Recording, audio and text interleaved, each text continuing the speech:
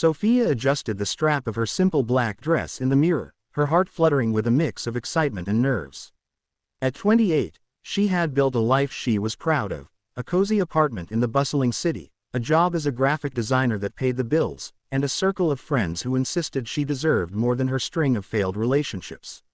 "You need to put yourself out there," her best friend Mia had said, setting up this blind date. "He's sweet, down to earth. Just give it a chance." The man she was meeting was named Alexander, or Alex as he preferred. Mia had described him as unpretentious, which Sophia translated to probably not flashy. She didn't mind.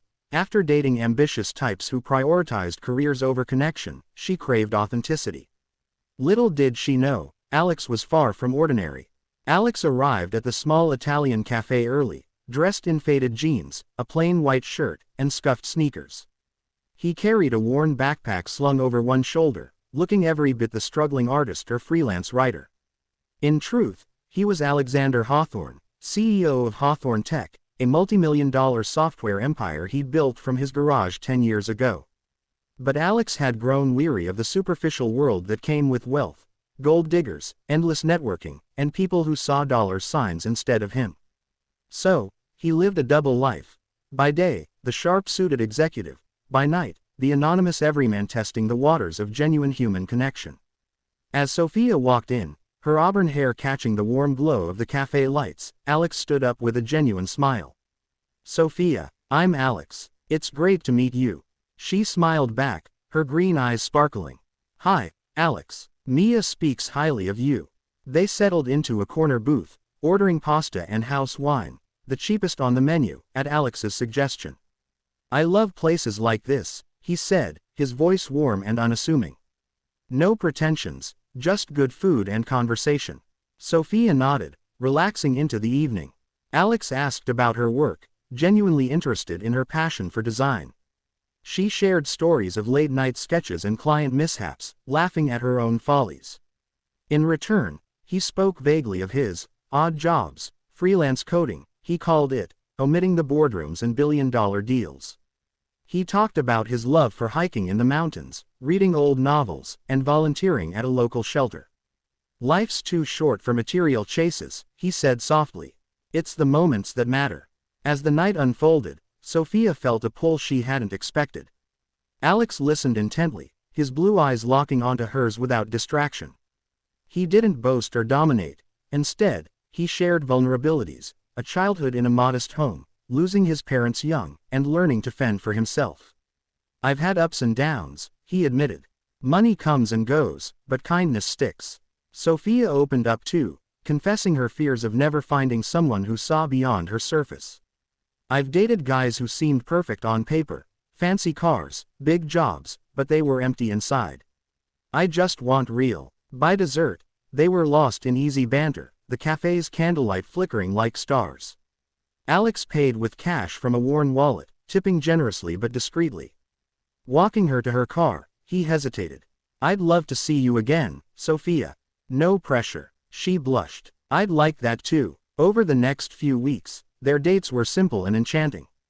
Picnics in the park with homemade sandwiches, strolls through flea markets where Alex haggled over vintage books, and quiet evenings at his apartment, actually a modest rental he kept for these escapades, far from his sprawling penthouse.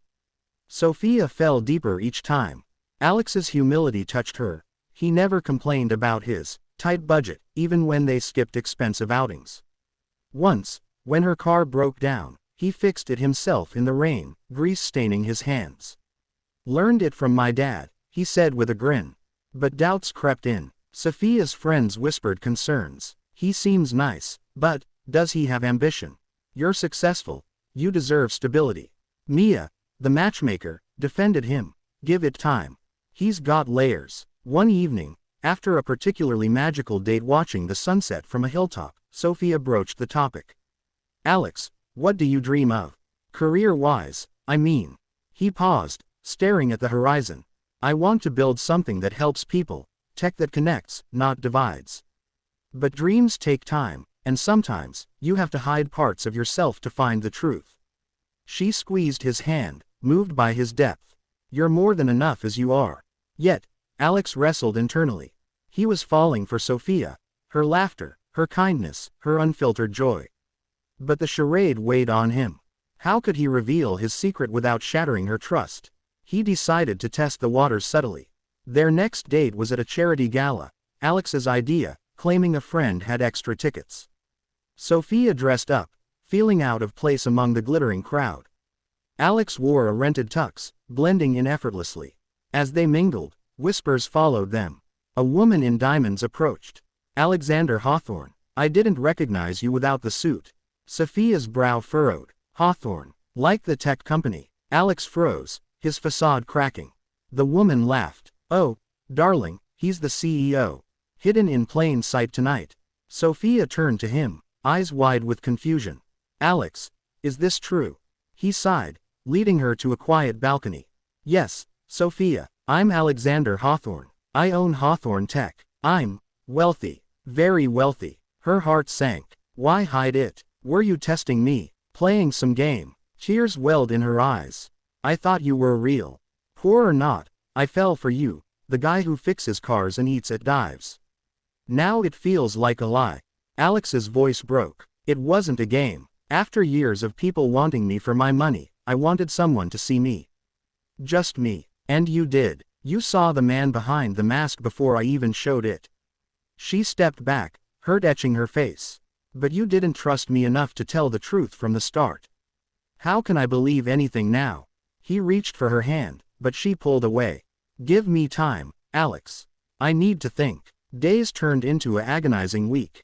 Sophia replayed their moments, the genuine laughs, the shared dreams. Was it all an act? Or was the poor Alex the real one, stripped of pretense?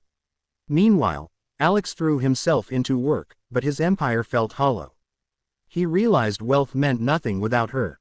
In a bold move, he arranged a meeting, not at his office, but at the same cafe where they met. Sophia arrived warily, her heart guarded. Alex sat there in jeans and a shirt, no billionaire airs. Sophia, I was wrong to hide. But every word I said was true. My past, my values, they're me. The money, it's just a tool. I built my company to change lives, but you've changed mine. He slid a folder across the table. This is everything. My finances, my life. No secrets. But I don't want you for that. I want you because you make me feel seen. Tears streamed down her face. I was scared, Alex. Scared that I fell for a fantasy. He knelt before her, vulnerability raw. Then let me prove it's real. No more hiding. In that moment, Sophia saw the truth. His wealth didn't define him, his heart did. She pulled him up, their lips meeting in a kiss that sealed forgiveness. Months later, they built a life together, not in opulence, but in balance. Alex stepped back from the CEO spotlight, focusing on philanthropy.